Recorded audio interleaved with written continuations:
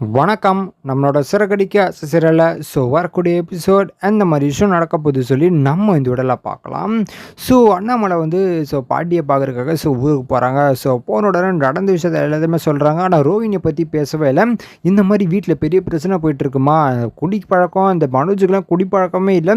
ஆனால் அவன் பயங்கரமாக குடிச்சிட்டு தகராறு பண்ணி போலீஸ் ஸ்டேஷன் எதுக்கு போயிட்டு வந்துட்டாமா, எனக்கு மனசே கேட்கல, அதான் உன்னை வந்து பார்த்துட்டு பேசிட்டு உங்ககிட்ட சொல்லிட்டு போகலாம் அப்படின்னு சொல்லாமல் வந்தேன் அப்படின்னு சொல்கிறாங்க. அப்போ பாட்டி கேட்குறாங்க, என்ன நம்மளை சொல்லிட்டு இருக்கேன், மனோஜ் குடிக்க ஆரம்பிச்சிட்டானா, அவன் குடிக்க மாட்டானே அப்படின்னு சொல்லிட்டுறாங்க. அப்போது அண்ணாமலை, ஆமாம்மா அவன் குடிக்க மாட்டாமா, அதான் குடிக்கத்தவன், குடிச்சனால எனக்கு மனசு ரொம்ப கஷ்டமாக இருக்குது, அதெல்லாம் பிஸ்னஸ் வேறு பண்ணுறவன், இதனால அவன் பிஸ்னஸே போயிடுமான்னு எனக்கு பயமாக இருக்குமா அப்படின்னு சொல்லி அண்ணாமலை வந்து பாட்டிக்கிட்ட சொல்லிட்டு இருக்காங்க.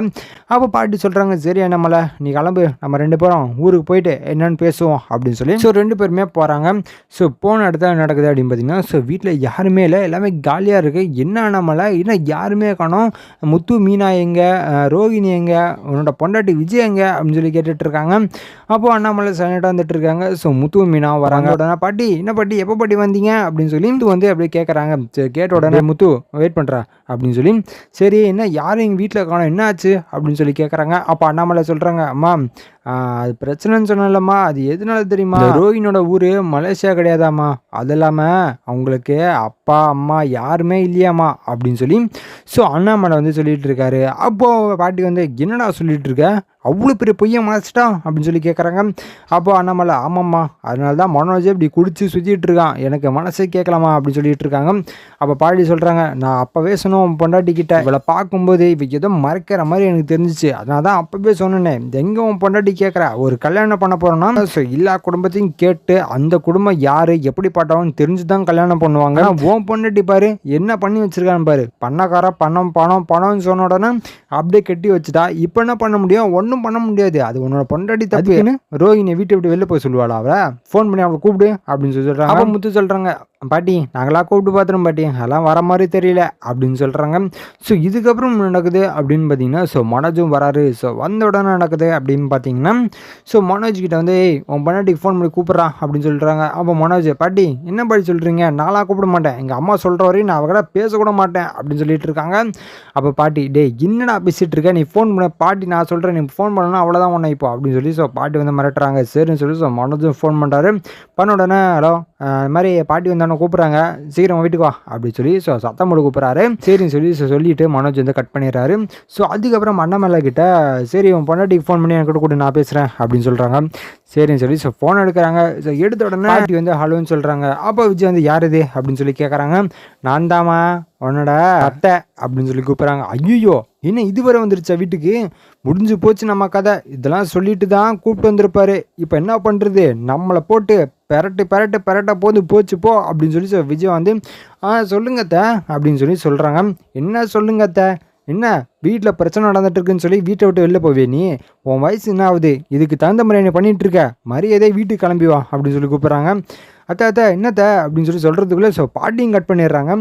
கட் பண்ண உடனே பார்வதிட்டு சொல்கிறாங்க, பார்வதி என்னோட அத்தை வர வந்துட்டாங்க, போச்சு இங்கே ஒரு பெரிய பிரச்சனை நடக்க போகுது, சரி நான் வீட்டுக்கு போகிறேன் அப்படின்னு சொல்லி வீட்டுக்கு போகிறாங்க. போன உடனே வாசல் நிற்கிறாங்க. பின்னாடியும் ரோஹிணியும் வராங்க. வந்த உடனே ரெண்டு பேருமே ஒரே நேரத்தில் வராங்க. வந்த உடனே பாட்டி என்ன சொல்கிறாங்க அப்படின்னா, விஜயா வழி விடு, உன் மருமக வந்திருக்கா பாரு அப்படின்னு சொல்கிறாங்க. அப்போ விஜய் சைலண்டாக அப்படியே வழி விடாமல் நின்றுட்டு இருக்காங்க. விஜயா நான் தான் சொல்லிகிட்டே இருக்கேன் அப்படின்னு நின்றுட்டு இருக்கேன் அப்படின்னு சொல்லி எதிர்த்து சொல்கிறாங்க. அப்போ வந்து விஜயா வழி விட்டுறாங்க. ரோஹிணியும் உள்ளே வராங்க. வந்த உடனே விஜயாவும் கூப்பிட்றாங்க. வந்த உடனே என்னங்க பண்ணிட்டு இருக்கீங்க நீங்கள், எனக்கு உள்ள மரியாதை நீங்கள் கொடுக்காம அவளுக்கு கொடுத்துட்ருக்கீங்க அப்படின்னு சொல்லி பாட்டிக்கிட்ட வந்து விஜய் சொல்லிட்டு இருக்காங்க. பின்ன என்ன பண்ண சொல்கிற, ஒரு அத்தையா உன்னால் நடந்துக்க முடியல, நீ வந்து உனக்கு மரியாதை கொடுக்கணும், அது கொடுக்கணும், இது கொடுக்கணும் பேசிகிட்டு இருக்கேன், உன் மருமகளை என்ன பண்ணி வச்சிருக்கேன், நீ பொய் சொல்லிட்டா அதுக்குன்னு வீட்டை விட்டு வெளில போய் சொல்லுவியா, உனக்கு எந்த ரைட்ஸும் இல்லை புரியுதா அப்படின்னு சொல்லி பாட்டி வந்து சொல்லிட்டு இருக்காங்க. அப்போ விஜய் வந்து, என்னங்க என்னத்தை சொல்லிட்டு இருக்கீங்க, நீங்கள் சொல்கிறது எனக்கு புரியவே இல்லை, அவள் இந்த அளவுக்கு போய் சொல்லி வச்சுட்டா, நான் எதுவுமே சொல்லலைன்னா எப்படி எனக்கு புரியல அப்படின்னு சொல்லி சொல்கிறாங்க. அப்போ பாட்டி சொல்கிறாங்க, விஜயா இங்கே பாரு உன் மருமக தப்பு பண்ணிட்டா, ஆனால் தப்பு பண்ணுறதுக்கு முன்னாடி முதல் காரணம் நீ தான் தப்பு பண்ணியிருக்க, புரியுதா? எல்லாத்துக்கும் காரணம் நீ தான், அதை ஃபஸ்ட்டு புரிஞ்சுக்கோ அப்படின்னு சொல்கிறாங்க. அப்போ விஜய் சொல்கிறாங்க, ஆமாம் நான் தான் தப்பு பண்ணேன், அதான் நான் ஒத்துக்கிட்டேனே, அதனால தான் நான் தண்டனை கொடுத்துருக்கேன் அப்படின்னு சொல்கிறாங்க. யாருக்கு தண்டனை கொடுத்த அப்படின்னு சொல்லி பாட்டி கேட்குறேன்.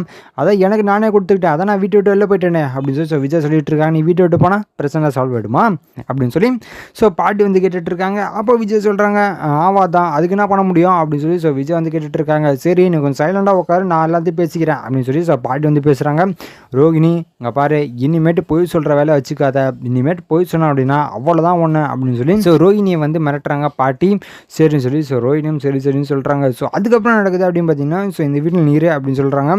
அப்போ தான் விஜயன் சொல்கிறாங்க, என்னெல்லாம் இருக்க முடியாது இந்த வீட்டில், இவர் இருக்கிற வீட்டில் நான் இருக்க முடியாது அப்படின்னு சொல்லி விஜய் சொல்கிறாங்க. அப்போ பாட்டி சொல்கிறாங்க, இங்கே பாரு விஜயா, உன்னோட மருமக அவள் இந்த வீட்டில் தான் இருப்பா, அவள் வீட்டை விட்டு வெளிலலாம் போக முடியாது. சப்போஸ் இவள் கம்ப்ளைண்ட் கொடுத்தா என்ன ஆகும் தெரியுமா உனக்கு அப்படின்னு சொல்லி கேட்குறாங்க. அப்போ விஜய் வந்து அப்படின்னு இருக்கிறாங்க, என்ன சொல்லு, கம்ப்ளைண்ட் கொடுத்தா என்ன ஆகும் தெரியுமா அப்படின்னு சொல்லி கேட்குறாங்க. இப்போ வரதட்சணை குடும்பம்லாம் பண்ணுறேன்னு சொல்லியிருந்தா என்ன ஆகும் உன் நிலைமை நினச்சி பாரு அப்படின்னு சொல்கிறாங்க. அதுக்கப்புறம் தான் விஜயாவுக்கும் நினப்பு வருது, ஆமாம் இவள் பண்ணாலும் பண்ணுவா, இவன் எந்த அளவுக்கு போய் சொல்லிட்டான், இருந்தாலும் இந்த விஷயத்த அவன் பண்ணுறதுக்கு தயங்கவே மாட்டா அப்படின்னு சொல்லி விஜய் நினைக்கிறாங்க. சரித்தா, நீங்கள் எதாவது முடிவு பண்ணுறீங்க, நீங்கள் முடிவு பண்ணுறது கரெக்டாக தான் இருக்கும் அப்படின்னு சொல்லி விஜயாவும் போயிடுறாங்க. இதுக்கப்புறம் எந்த மாதிரி விஷயம் நடக்க போகுது சொல்லி நான் அடுத்த வீடியோவில் உங்களுக்கு அப்டேட் பண்ணுறேன். அது வரைக்கும் நம்ம சேனல் சப்ஸ்கிரைப் பக்கத்தில் பெல் ஐக்கன் கிளிக் பண்ணி வச்சுக்கோங்க. நன்றி, வணக்கம்.